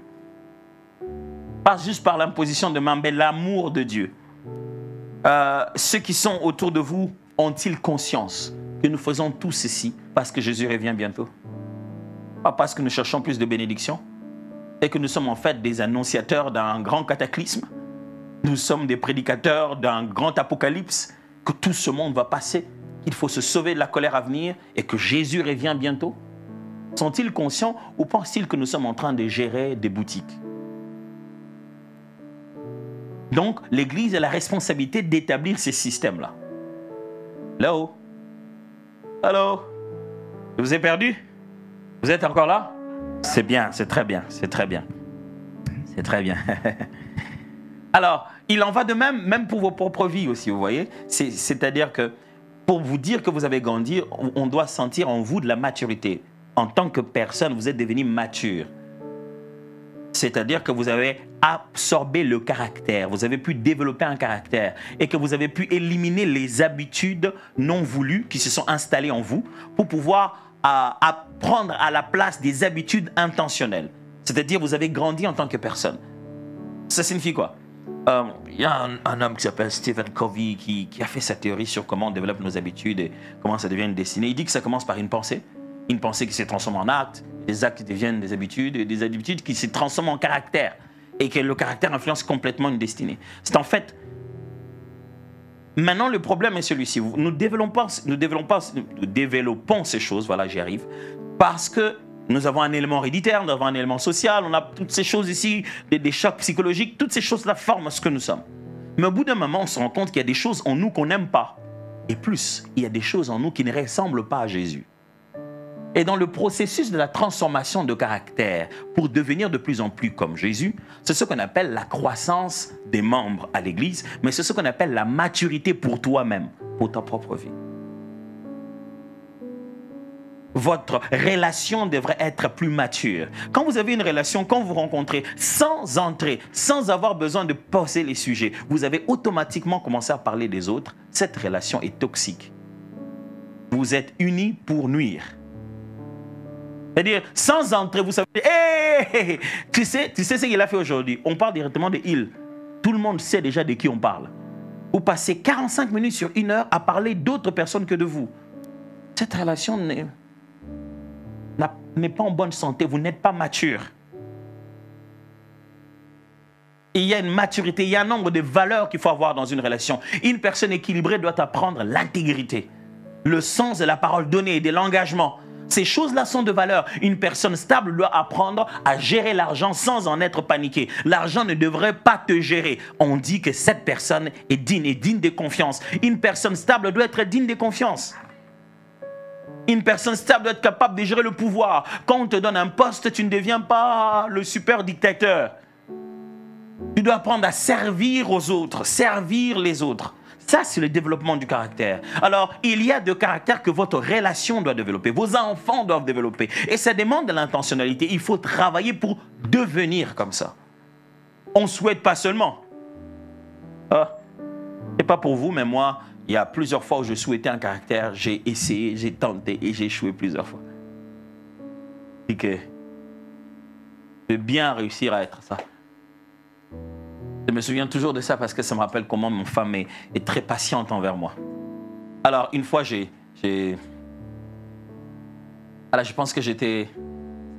Ah ouais, je me souviens maintenant. C'est-à-dire que j'avais cette habitude, bon, j'ai grandi comme ça, frères, sœurs, dans les seigneurs. Donc, ce qu'on a, on partage. Donc, on a fini l'évangélisation à gauche, à droite, on se dit, on va où? À la permanence ou on va chez qui? Si on sait qu'on va chez toi, est-ce qu'on va manger ta nourriture? Si tu en as. Dans le cas par contraire, on va essayer de prendre ce qu'on a. Du coup, moi, j'ai grandi comme ça. Donc, quand j'ai un frère, une sœur, tout ça, je rentre chez moi, on dit, on rentre à la maison. C'est ce que ma femme a préparé. Et donc, j'arrive à la maison avec ces gens-là. 2, 3, 4 personnes. Je dis, ah chérie, on est là. Tiens, j'ai amené Paul, j'ai amené Pierre. On n'est pas cité d'autres noms. Et puis, elle doit se battre pour qu'il mange. À la fin, elle me dit, chérie, quand tu vas amener des gens à la maison, préviens-moi. Je dis, pourquoi, chérie, t'inquiète pas. On va juste partager ce qu'on a. Elle dit, oui, tu sais pas ce qu'on a. Non, mais chérie, ça ne demande pas de faire grand-chose. Si, il n'y a qu'une seule boule de foufou. Par boule de foufou, c'est une science assez difficile, assez élevée à expliquer. C'est un peu une physique assez élevée. Non, je vous épargne de ça. Mais je pense que c'est une matière qu'on devra garder peut-être aussi pour consommer à l'éternité. Non, c'est pas grave. Alors, allez, disons que il y a une certaine quantité qui était prévue pour moi. Le reste, soit c'est cru, soit il n'y en a pas en fait. Mais dis, mais il faut que tu me préviennes. Comme ça, je sais que j'ai 2, 3 autres personnes qui vont venir. Je sais, les dames connaissent très bien de quoi je parle, n'est-ce pas? Je sais faire des miracles, trouver des solutions. Peut-être qu'on n'a pas de jus à offrir. Alors, tu viens juste comme ça. Ah, je dis, ah chérie, t'en fais pas, je vais changer ça, c'est pas grave. La prochaine fois, figurez-vous, en tant que pasteur, homme de Dieu, adorateur, je l'ai encore fait. Je suis encore venu, sans avoir prévenu, jusqu'à ce qu'en arrivant, je trouve qu'elle a des attitudes. J'ai dit, chérie, ça va? Et oui, ça va. Vous savez, quand votre femme commence à vous répondre avec les épaules, c'est que ça ne va pas du tout. Oui, chérie, ça va, il y a un problème? Ah! C'est le moment de reprendre sa vie, de regarder depuis son enfance. Tu reviens sur tes WhatsApp. Est-ce que je n'ai pas manqué un message? Tu me dis, tu l'as encore fait. Je dis, hey, oh, chérie, désolé. Tu sais, la prochaine fois, je ne vais pas le faire. La prochaine fois, je suis à quelques 5 minutes de la maison. Hey, je n'ai pas encore appelé ma femme. Chérie, ça va? On est en route, hein? On est en train de venir. Quand j'arrive, bon, elle a essayé de faire une solution, 2, 3. Et puis elle me dit, je ne demande pas que tu m'appelles quand tu es en route. Je demande que tu m'appelles quand tu as eu l'idée que tu veux venir avec les gens et on en discute si on est prêt à les recevoir aujourd'hui ou on doit reporter pour demain. Je dis, ah, c'est ça qu'il faut faire. Non, je vais le faire. La prochaine fois qu'on est arrivé à la maison, dès qu'on arrive, j'ai dit, j'aurais dû l'appeler quand j'avais l'idée. Vous savez combien de temps ça m'a pris? Combien de fois ça m'a pris? Pas beaucoup. Ça m'a pris entre 5 à 7 ans. Ça prend du temps d'installer un caractère. Ça prend du temps de mûrir. Ça prend du temps. Donc, ce n'est pas juste une question de bien systématiser les informations. Ça doit faire un travail dans l'être, à l'intérieur. Je me rappelle un pasteur qui était visité un jour par un parent d'un de ses membres. Disons que la jeune fille devait avoir 21 ans maintenant. Et ça fait 3 ans qu'elle vient à l'église. Et le père qui vient voir le pasteur tout fâché. Il dit, je veux te voir, pasteur, est-ce que je peux te voir à la fin? Il dit, mais pasteur, je suis dessus, franchement, je suis désolé. Hein. Franchement, non, c'est trop. Je suis vraiment désolé, pasteur. Vous savez, débordé de franchement, sans encore rien dire. Et puis, il dit, mais franchement, pasteur, vous avez cette jeune fille, elle vient chez vous dans votre église. Elle ne sait même pas prendre soin d'elle-même. Elle ne sait même pas cuisiner. Elle n'est même pas propre. Elle ne sait pas ranger son lit. Pasteur, ça fait 3 ans qu'il vient prière, veiller, prière. Quand il vient dans cette église, vous ne leur parlez pas d'autre chose. Vous ne leur parlez pas d'être femme. Vous ne leur parlez pas de prendre soin de leurs parents. Ça fait autant de jours, ça fait autant d'années qu'il va au home étudier. Il n'appelle même personne. Pourquoi vous leur dites pas? Et papa était fâché, il était chaud. Et bon. Le pasteur a dit, papa, je suis vraiment désolé. Et papa avait commencé bien son discours avant de parler au pasteur. Il lui a dit, pasteur, je suis déçu. Vous avez des fidèles infidèles. Les fidèles entre vos mains ne grandissent pas. Quand le papa a fini son lent discours de près d'1 heure, le pasteur qui avait la tête baissée, dit, pasteur, papa, je suis vraiment désolé. Je viens de vous entendre, papa, je suis déçu. Il s'est dit, bon, peut-être qu'on va me révéler quelque chose sur ma fille. Lui aussi, il est déçu. Et ça fait 18 ans que vous avez votre fille. Elle ne sait même pas préparer. Elle ne sait même pas se laver. Elle ne sait même pas appeler quand elle va à la fac. Elle ne sait même pas s'occuper de ses besoins fondamentaux. Pasteur, papa, moi je l'ai qu'il y a 3 ans. Hein. Vous l'aviez depuis 18 ans. Comment vous n'avez rien fait? Qu'est-ce que vous pensez de cette conversation? Bizarre, hein? Est-ce que le pasteur s'est défendu ou bien il a dit vrai? Ce n'est pas croire que le changement du caractère de quelqu'un, c'est par coup de bâton magique. Et vous avez 18 ans pour le faire. Vous ne l'avez pas fait. Et vous pensez que parce que ça fait 3 ans qu'il vient à l'église, il va tout changer. Nous faisons que s'aimer, mes frères. Et nous ne faisons qu'arroser, mes frères. C'est Dieu qui fait croître. Donnez du temps à la sémence que j'ai placée. Donnez du temps à l'arrosage que je suis en train de faire. Dieu fera croître. Jusqu'ici, moi, ce que j'ai vu avec elle dans l'église, c'est ce que toi, tu as sémé. C'est ce que toi, tu as arrosé.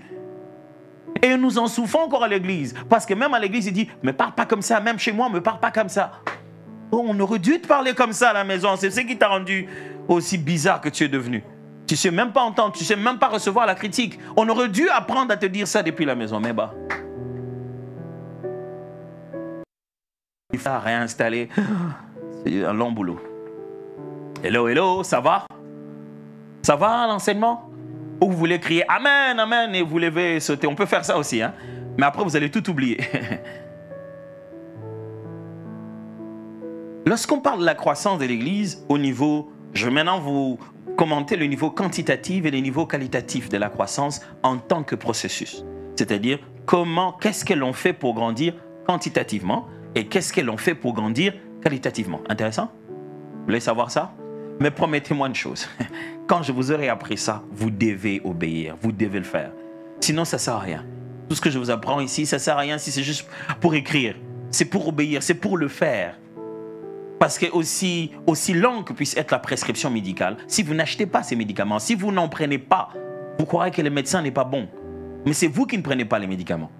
Alors, maintenant que vous me demandez de faire une prescription, promettez-moi que vous allez prendre le médicament. Parce que là-dessus, je vais en mettre d'autres qui sont très amers. Alors, ne vous gavrez pas de vitamines. Prenez aussi ce qui est amer. Est-ce qu'on s'entend là? Eh bien. C'est le moment de faire cette partie que vous n'aimez pas beaucoup dans l'église, de parler au voisin et de lui dire, prends aussi ce qui est amer. Est-ce que tu as un voisin qui ne fait que te parler à toi? Dis-lui de chercher un autre voisin, franchement. Il cherche un autre voisin. Cherche-toi un autre voisin. Parle-lui. Dis-lui. Prends aussi ce qui est amer. Il a trouvé un autre voisin? C'est bien. C'est bien. Figure-toi que chaque fois qu'on dit de parler au voisin, ton voisin, c'est toujours ton père. Tu vois, quand il te regarde, c'est des choses que tu ne sais pas lui dire, quoi. J'ai vu des prédications comme ça, il dit, dis à ton voisin, tu es fou. Regarde. Et non, je ne pense pas que celui-ci, je peux lui dire ça. Quand une église doit grandir, elle grandit. Je vous enseigne ici à 3 niveaux. Ces 3 niveaux fusionnent la croissance quantitative et la croissance qualitative. Donc il y a le niveau dit spirituel, et puis il y a le niveau dit leadership, et il y a le niveau dit gestion. Ou comme management, ça va vous faire. J'utilise des mots aujourd'hui, la Bible utilise d'autres genres de termes qu'on va apprendre à comprendre aussi, conduire, être intendant, gérer le bien du Seigneur, tout ça. J'utilise des termes un peu plus actuels. Mais il y a la dimension spirituelle et il y a la dimension de conduite, de leadership et la dimension de la gestion. Alors, dans le niveau spirituel, je vais poser une base aujourd'hui et je vais revenir sur cette autre base, les autres éléments à l'intérieur un peu plus tard. Mais vous devez savoir que quand on veut grandir, faire grandir spirituellement, là nous sommes dans la croissance qualitative, hein, pas encore quantitative, la croissance qualitative, il y a des choses obligatoires à aborder. Vous devez vous poser des questions, par exemple, sur votre vie de prière. Vous voulez faire grandir les membres, ils doivent apprendre à prier. Parce que les disciples de Jésus apprennent à prier. Vous voulez faire grandir les membres, ils doivent absolument être assis dans leur théologie, c'est-à-dire leur doctrine, leur connaissance des vérités fondamentales. Parce qu'il y a beaucoup de gens qui croient en un Dieu, mais pas au même que l'on prêche à la chair. Ils croient seulement à un Dieu qui est un peu l'évolution un peu plus élevée de la technologie. Ils croient juste que Dieu est juste légèrement un peu plus fort que Superman. Ils ne croient pas au Dieu de la Bible. Ils ont un Dieu dans leur tête et que ces dieux-là ne fonctionnent pas. Justement parce qu'il n'est pas le Dieu que nous prêchons. Il a un mélange de coutumes, un mélange d'habitudes, un mélange de ceci et des cultures. Et ils ont tout mélangé, ils ont amené ça à la Bible et ce n'est pas le Dieu de la Bible. Et ils se plaignent de ce que pourquoi ça ne marche pas. Mais le Dieu dont tu parles là, il est nulle part. Il n'est pas dans les Saintes Écritures. Troisièmement, il faudra tenir compte de la spiritualité des membres. C'est-à-dire la capacité d'interagir avec les réalités spirituelles. Parce que nous sommes dans une affaire de naître de nouveau et de naître d'esprit. Pas de naître de morale, de naître d'esprit. Comment voulez-vous grandir spirituellement sans être conscient qu'il existe Dieu, qu'il existe des anges, qu'il existe des démons? Quand vous ne croyez pas à ces choses, vous n'allez pas grandir. Il faudra aussi toucher la question du combat spirituel, comme j'ai dit tout à l'heure. Être conscient que nous ne sommes pas dans un contexte où tout va sans adversaire. Non, on a de l'adversité. Et il faut apprendre comment on impose et on perpétue notre victoire obtenue à la croix de Golgotha. Il faudra parler du problème du caractère, parce que la spiritualité et la maturité se passent au niveau du caractère, qui va s'exprimer par le comportement. J'ai appelé quelque chose le processus qualitatif de membre. C'est quoi le processus qualitatif du membre? Il y en a que 4 et je vais m'arrêter avec ça aujourd'hui. Il y a d'abord la conversion. Okay? Les pasteurs m'avaient prévenu que ce serait des enseignements. Donc si vous dites, quand est-ce qu'il va se mettre à prêcher? Il y a d'abord la conversion.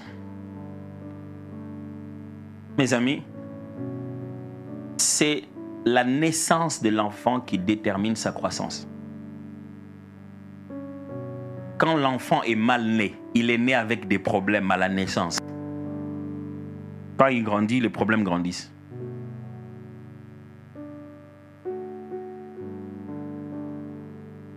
Très souvent, quand on se rend compte qu'un chrétien commence à déconner ou à faire des choses, rentrer dans les racines, vous vous rendez compte que c'est vous qui l'appeliez chrétien. Lui, il n'était pas né de nouveau. Il était un sympathisant régulier de l'Église. Sa régularité lui a valu de devenir membre d'un des départements. Sa régularité aux enseignements lui a donné le droit de servir. Et puis quand la guerre de l'esprit arrive, quand il se met à essayer de jouer avec le sacerdoce. Là-bas, le diable ne dit pas, dans tout le cas, toi, tu ne savais pas ce que tu faisais. Non, il frappe tout ce qu'il voit. Et il commence à faire des choses, vous dites, mais qu'est-ce qu'il a? Il y a que, il n'a jamais été chrétien. Il a été très ecclésiastique, mais pas enfant de Dieu. Il a été très enfant de l'Église, mais pas enfant de Dieu. Si la naissance n'est pas normale, la croissance ne sera pas normale. C'est la qualité de la naissance. C'est pourquoi lorsque un bébé naît, on regarde tout. C'est pourquoi on l'enlève des mains de la mère. On les met à peine sur la poitrine ou bien on leur permet de toucher le bébé. Et après, on prend le bébé, n'est-ce pas? On va le sculpter, on veut se rassurer. Son cœur, comment il va? Parce qu'on peut avoir l'impression qu'il pleure, il va bien, mais dans les minutes qui suivent, et puis il commence à devenir pâle et quelque chose, on a raté quelque chose. Combien de gens, aujourd'hui, surtout, je dois me le permettre de le dire, surtout, dans les églises où vous avez, permettez-moi de comprendre cela, je dois catégoriser ça pour des raisons d'enseignement. Dans les églises, vous avez beaucoup d'immigrés. Vous vous rendez compte que au bout d'un moment, peu de gens se convertissent. Ils viennent à l'église par nationalité. C'est-à-dire que ça suffit. Si vous êtes de la même nationalité, c'est que lui aussi, il est enfant de Dieu. Si vous êtes chrétien et que lui aussi, il est de la même nationalité que vous, c'est que vous êtes enfant de Dieu. C'est quoi cette logique? Ah non, mais ça c'est l'église de notre pasteur béninois. Moi aussi, je suis béninois. Et alors?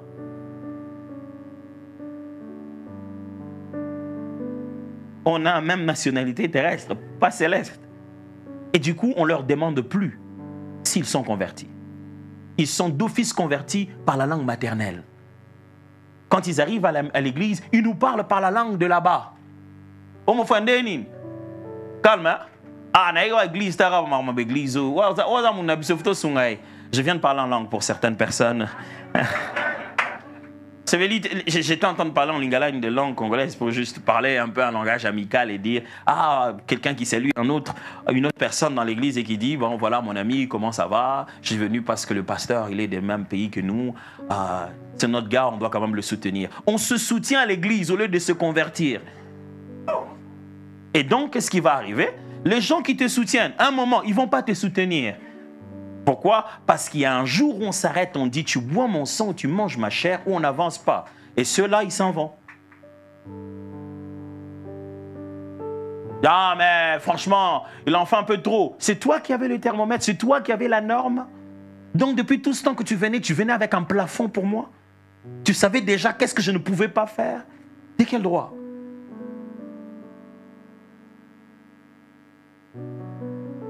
Même nous, dans la communauté, vraiment, il a toujours été suspect pour nous. Seulement ça. Ok, merci.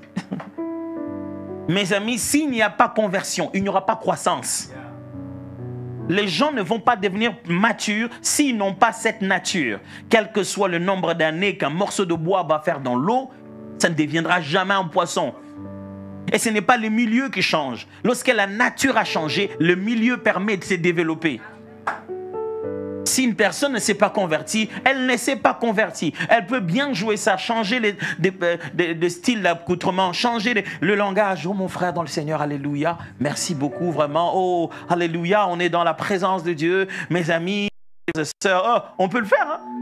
Ça, on peut le faire. Il suffit de rester beaucoup avec nous. Vous allez apprendre nos jargons, genre, on est dans la présence de Dieu, bien-aimé, répands ton cœur. Vous savez, quand quelqu'un arrive ici, il nous entend dire ça, il dit, bien-aimé, nous allons répandre nos cœurs. C'est dit, vous allez voir comment ils vont faire. Ils n'ont rien fait. Et bien-aimé, nous allons nous répandre la face du Seigneur, nous allons accéder dans sa présence. Il dit, bon, ok, peut-être on va quitter ici, on va aller ailleurs. Mais on ne fait rien. C'est notre jargon. Et puis il apprend ça. Il dit, ah, tu vois, le moment où on accède dans sa présence là, il a pris avec le temps. Il reste avec nous. Il suit en ligne. Mes amis, la conversion est une affaire personnelle. C'est une décision individuelle de se dire, la vie que je mène, ce n'est pas une bonne vie. Et malgré mes efforts, je suis en train de m'enfoncer. J'ai besoin que quelqu'un m'aide. Et ça ne peut pas être un homme, parce que lui aussi est en train de s'enfoncer. J'ai besoin de quelqu'un qui est plus grand que moi, plus puissant que moi, qui peut me prendre en charge, pas pour 2 ans, pour toute la vie jusqu'à l'éternité. Et il n'y a qu'une seule personne qui peut faire ça. Il s'appelle Jésus de Nazareth. Et on décide désormais de commencer à vivre avec conscience que où que l'on soit, quoi que l'on fasse, il est là avec nous. La conversion, c'est le fait d'intégrer la présence du Christ dans ton monologue interne. C'est-à-dire que même quand tu es là seul, tu te dis, tu penses toi-même. Tu vois, le monologue interne, c'est le moment où la réflexion de l'homme. Tu te dis, bon, cette sœur-là, vraiment, je ne l'aime pas. Elle se prend pour qui personne ne te voit. Et puis quand elle approche, oui, ma chère, comment ça va? Non, la conversion se dit, je n'ai plus de pensée où je suis seul. Même quand je réfléchis, il est là. Je dois réfléchir en lui donnant gloire. Je dois réfléchir comme il veut que je réfléchisse. C'est pour cette raison que Jésus dit, vous avez appris qu'il a été dit, tu ne commettras pas d'adultère. Moi je me dis, celui qui regarde la femme de son frère et il y a des pensées dans sa tête, elle a déjà commis l'adultère avec elle. Dans ses pensées. Jésus à ce point-là, oh oui, le péché n'est pas encore un acte, mais une intention qu'on a laissé se développer. Alors mes amis, s'il n'y a pas de conversion à l'église, il n'y a pas de croissance. La conversion, vous allez découvrir quand je vais commencer à vous parler de la croissance quantitative, la conversion n'est pas que l'œuvre de la prédication dans une assemblée. Quand quelqu'un vient dans une église, ce n'est pas seulement quand le prédicateur s'élèvera que Dieu lui parlera. Je vais vous expliquer la prochaine fois. Il y a près de 8 autres éléments à côté de l'élément de la prédication qui convainc une personne quand il entre dans une assemblée.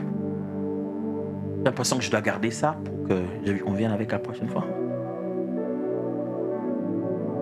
Et que les pasteurs Nono prennent mon passeport et m'imposent de ne plus repartir.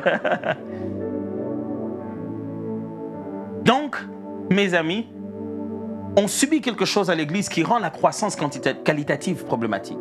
Les gens invitent les païens à l'église, pensant que les milieux vont les convertir, au lieu de faire de l'évangélisation. Donc, c'est-à-dire, il dit, ah tiens, viens dans notre église. Et quand il vient, Ils ont fini, dit, qu'est-ce que tu as aimé? Ah non, mais c'était intéressant, j'aime la chaleur, les gens s'aiment, c'est vraiment un très bon milieu social. Tu vois, nous, on déprime à la maison, j'aime bien ici, les gens se saluent. Et il aime notre milieu social. Et il continue à nous fréquenter. Mais il n'est pas converti. Et toi, tu te dis, ça, c'est le travail du pasteur. Un jour, le pasteur prêchera une prédication forte et il sera converti. Non, non. Toi qui vis avec lui tout le jour, il doit voir tellement Christ imprimé dans ta nature qu'il a envie de devenir comme toi. La conversion, c'est quand quelqu'un se dit, je veux devenir comme toi. Tu as quelque chose que je n'ai pas. C'est là que tu l'amènes au Seigneur et tu l'invites à venir voir là où se trouve l'ambassade du Seigneur qui s'appelle l'Église.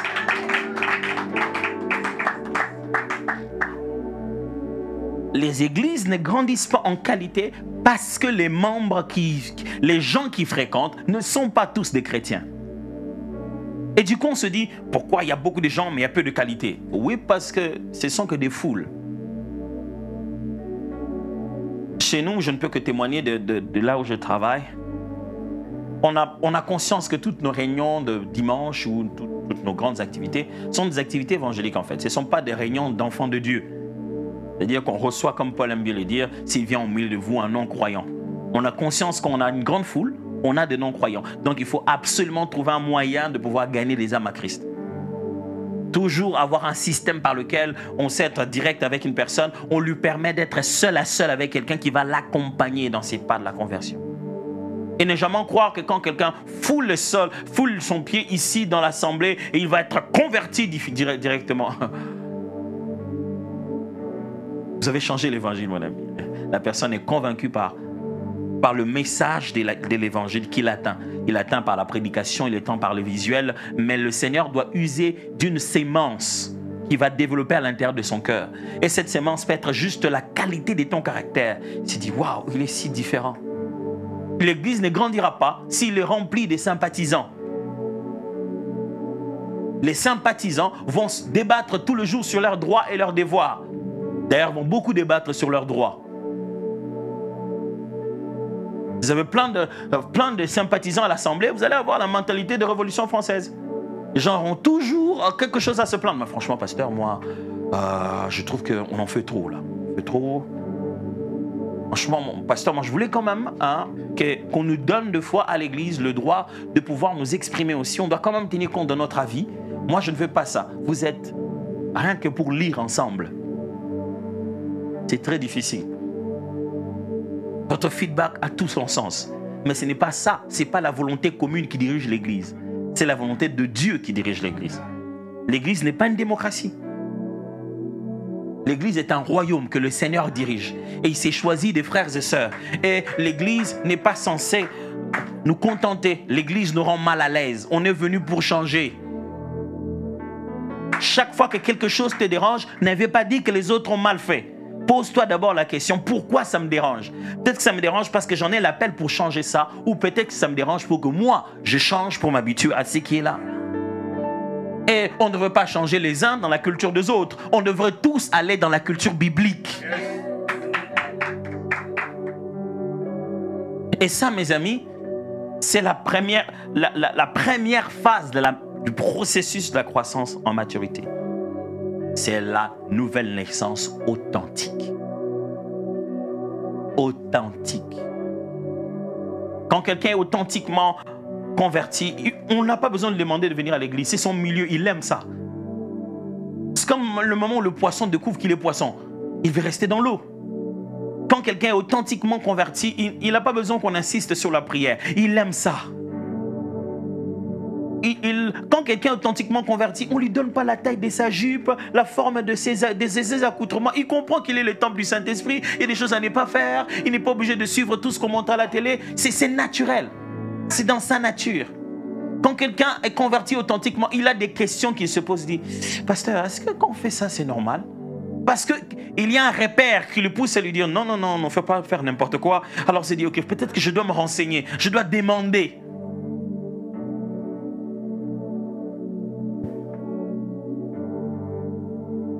Et quand l'église est remplie des gens qui ne sont pas bien nés, vous allez fournir beaucoup d'efforts et ils vont le perdre. Ça, c'est quand l'église est remplie des charnels. des musiciens charnels, des protocoles charnels, des intercesseurs charnels, l'église va devenir superficielle. Parce que tout le monde s'était un peu converti. Et puis après, ils ont pris la dérive. Ils avaient donné leur vie au Seigneur au départ, mais après, ils ont trouvé un moyen de s'enivrer entre-temps. De venir à l'église, de ne pas parler rempli du Saint-Esprit, mais rempli de vin. Bien, mais là, c'est là pendant qu'on prie, je sens la présence de Dieu. Il sent la boisson.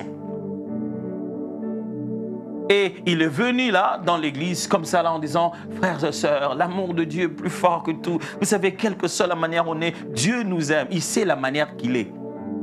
Il sait. Il veut juste nous convaincre, bon, voilà, s'il continue dans sa vie de péché, Dieu l'aime quand même. Depuis qu'il a compris qu'il peut vivre dans la duplicité et continuer à servir parce que le pasteur ne le sait pas, il en a fait sa vie au lieu de se relever.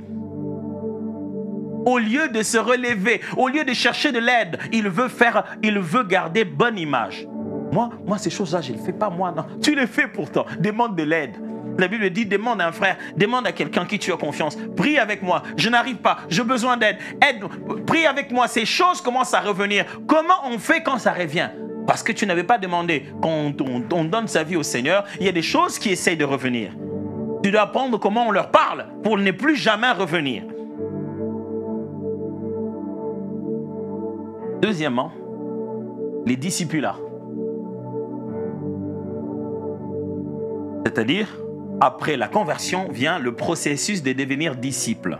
On appelle ça les discipulats.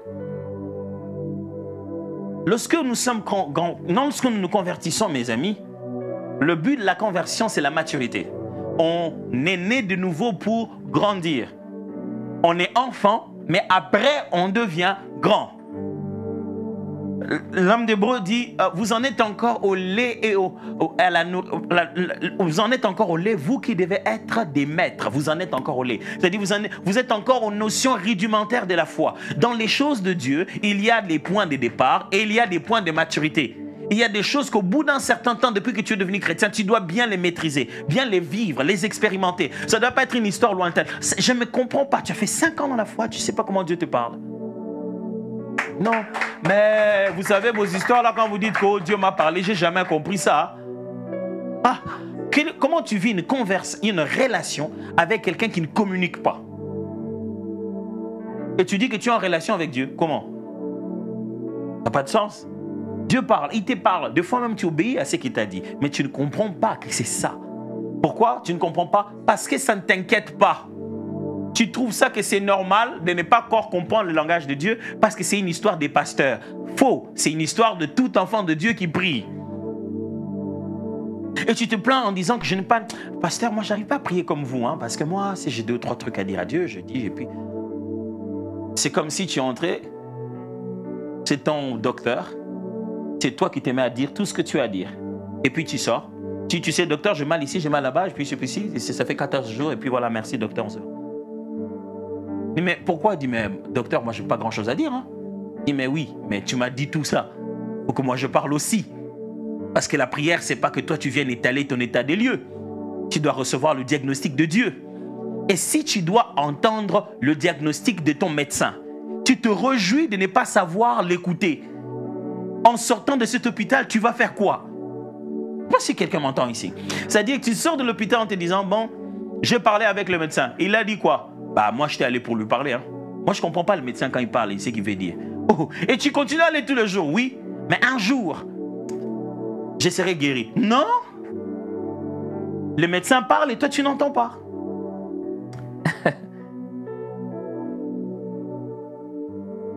La maturité est le but même. Et la prochaine étape de notre conversion. Et vous devez savoir, mes amis, que la maturité à l'église passe par le processus d'un acronyme qui s'est dit EFI, c'est-à-dire enseignement, formation et immersion. Il y a quelques nuances. L'enseignement, c'est l'enseignement, comme le mot le dit. Hein, ça vient d'un racine très vieux qui parle d'enseigne. Vous voyez, quand vous êtes devant un bâtiment, vous voyez, il y a ce qu'on appelle l'enseigne devant le bâtiment. C'est de là que vient le mot enseignement, c'est-à-dire poser l'enseigne, poser l'indicateur. Mettre les écrits pour que les gens lisent et connaissent de quoi il s'agit. L'enseignement, c'est l'approche didactique ici. on fait un processus. Une église ne peut pas faire grandir les membres s'il n'y a pas un processus de discipulat. Les gens doivent aller à telle classe d'abord, et puis passer à telle classe, et puis passer à telle classe. Parce que les années qui passent, vous n'écouterez pas les mêmes prédications. Ceux qui vont venir dans cette église la semaine prochaine ne vont peut-être pas aller directement sur votre YouTube. Ils vont passer peut-être sur votre YouTube, ils vont trouver tant de prédications. Et même s'ils vont trouver des prédications, ils ne suivront pas systématiquement cela. On suivre telle prédication, après ils changent, ils suivent le deuxième jour, après ils suivent et puis ils passent à suivre autre chose. Pour que les membres de l'église puissent tous être chaque fois équilibrés, il doit avoir un processus de discipulat. C'est que l'homme d'Hébreu appelait les fondamentaux de la foi. C'était connu. Les fondamentaux de la foi, c'était le renoncement aux œuvres mortes, la doctrine des baptêmes. Et c'était clair. Une église ne peut pas faire grandir ses membres s'il n'existe pas des enseignes. Il n'y a pas un système didactique de développement de la formation. Il y a des choses qu'on n'apprend pas à la chair. On en parle dans une petite salle et ce n'est pas le dimanche. Tu dois donner un jour supplémentaire, une heure supplémentaire en ligne ou en présentiel. Tu dois faire. Ça s'appelle quoi? Classe d'Antioche, ça s'appelle quoi? Mais il doit avoir un processus d'enseignement. Et ça ne suffit pas. Après cela vient ce qu'on appelle la formation. J'ai préféré le mot formation parce que techniquement, le mot qu'on utilise, c'est le mot initiation. Mais, ouf.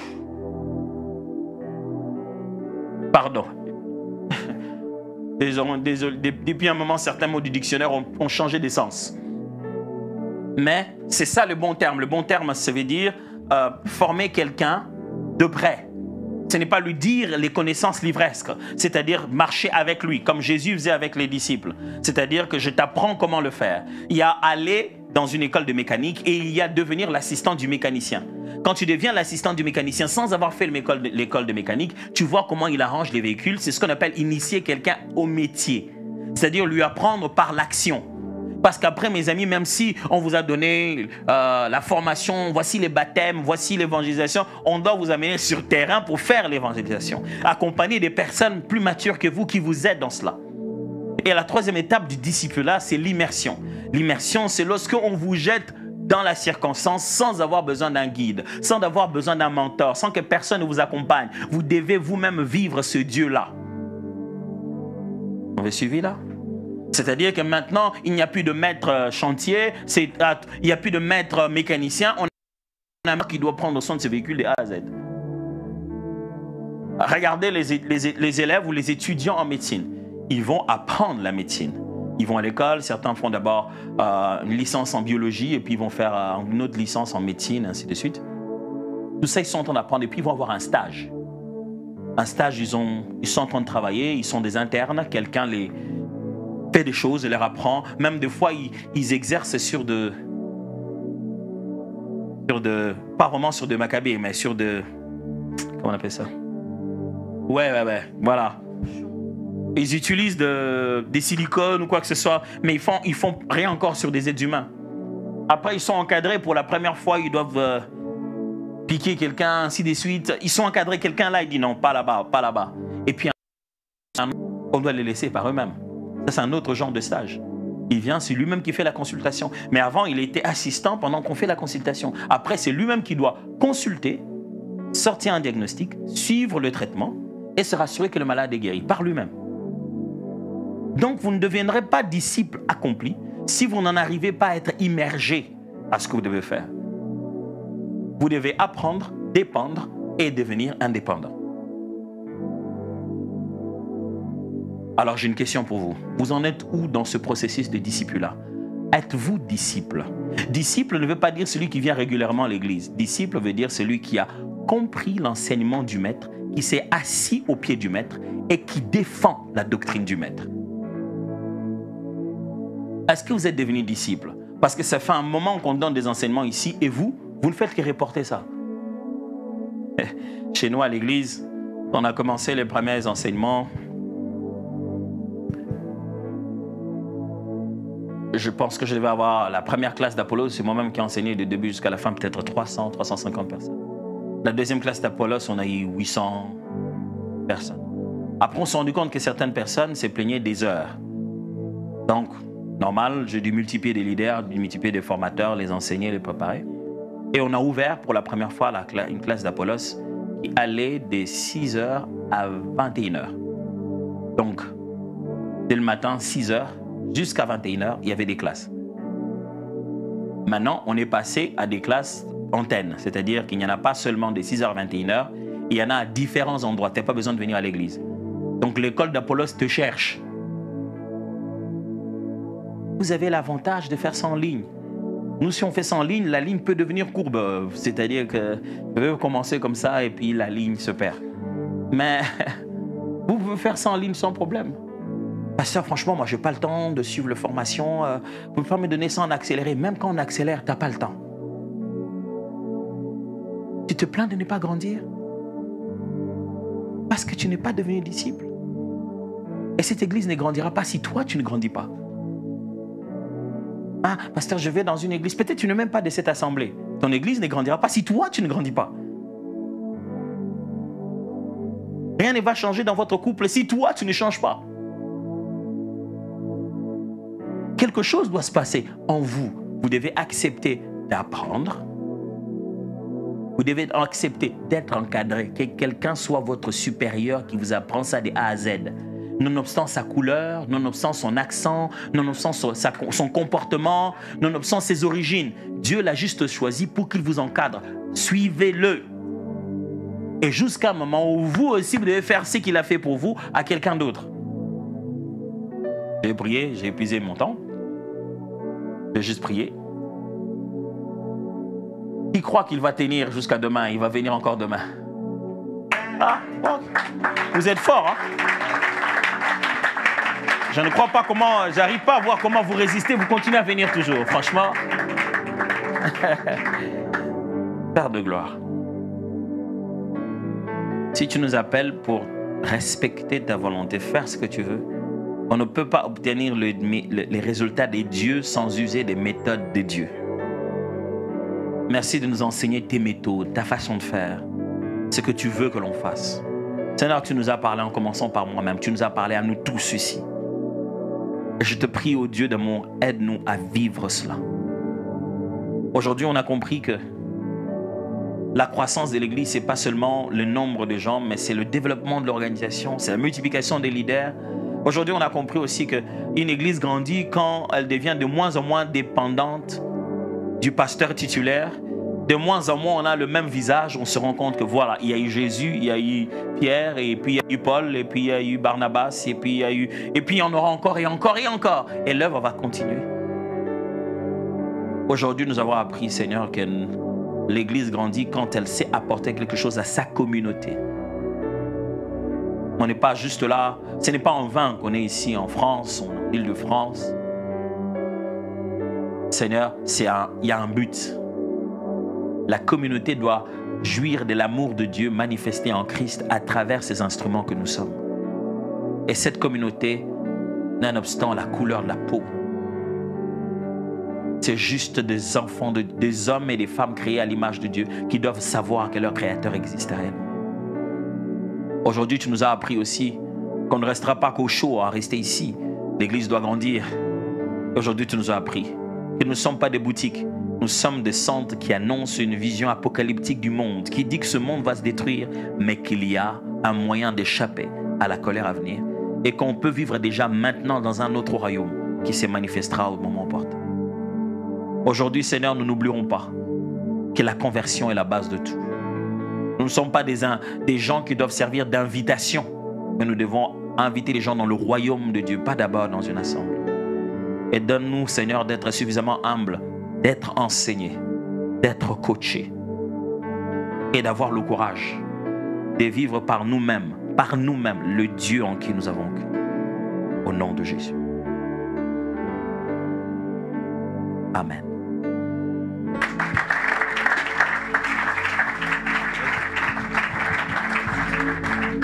Est-ce que tu peux faire mieux que ça? Est-ce que tu peux m'aider à faire mieux que ça? Est-ce que tu peux m'aider à faire mieux que ça? Gloire, gloire à Dieu. Oh. Est-ce que Lisanga, vous êtes là? Lisanga, est-ce que vous êtes là? Est-ce qu'on peut encourager les amis qui sont à Lisanga de l'autre côté là-bas? Gloire à Dieu. Nous sommes arrivés à la fin pour aujourd'hui.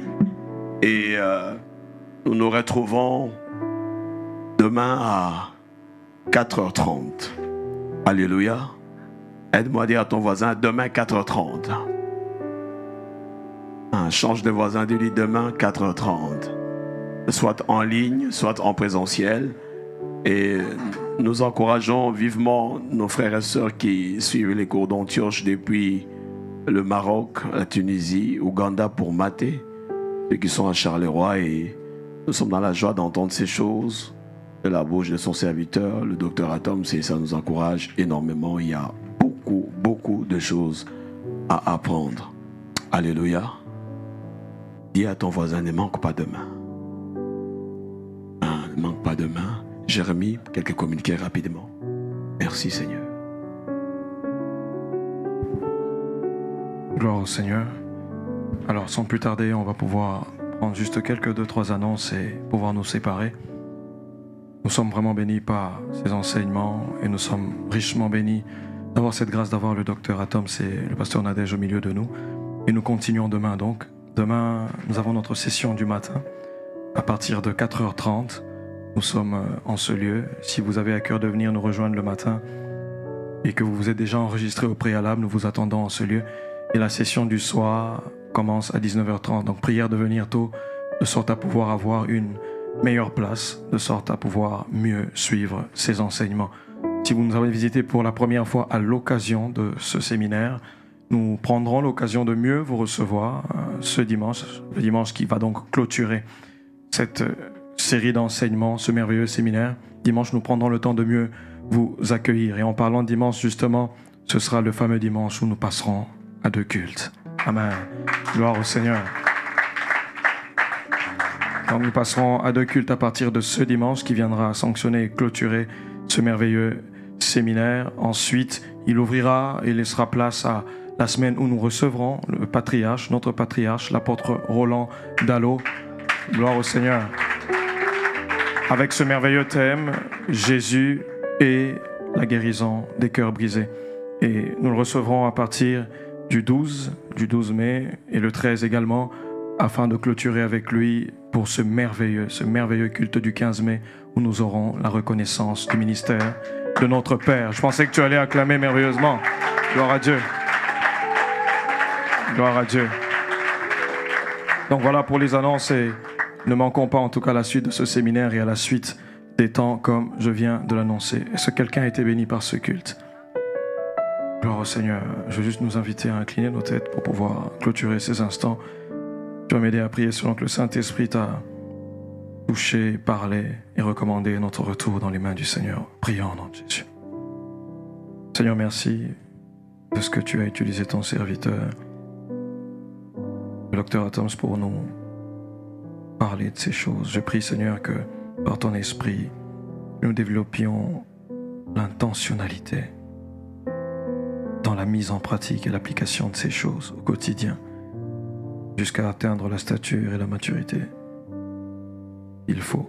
Nous recommandons notre retour entre tes saintes mains, qu'il soit par train, par voiture, même pour ceux qui habitent à côté, garde-nous et que l'ennemi ne puisse pas prendre part à cette merveilleuse semaine et ce merveilleux moment que nous passons en ces lieux. C'est dans le nom de Jésus-Christ que nous avons ainsi prié. Amen. Que Dieu nous bénisse. Excellente soirée à tous. On se retrouve dès demain, 4h30. Et ce sera pareil pour mercredi, jeudi, vendredi et samedi à 4h30. Et 19h30 pour la session du soir, sauf le samedi. Je vais juste nous demander de rester assis. Nous allons procéder de manière bien précise pour l'évacuation de la salle. Les dames avec les enfants vont se lever en premier pour se diriger vers l'ascenseur.